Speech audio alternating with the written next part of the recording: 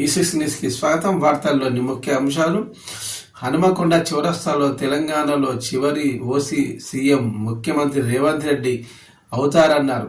2008 BC వ్యక్తి CM కావడం పక్కా అని తీర్మార్ మల్లన్న అన్నారు. హనుమకొండలోని యూనివర్సిటీ ఆర్ట్స్ కాలేజీ మైదానంలో ఆదివారం బీసీ రాజకీయ యుద్ధభేరి సభ నిర్వహించారు. రాష్ట్రంలో వివిధ జిల్లాల నుంచి పెద్ద సంఖ్యలో హాజరైన ప్రజలను ఉద్దేశించి మల్లన్న ప్రసంగించారు.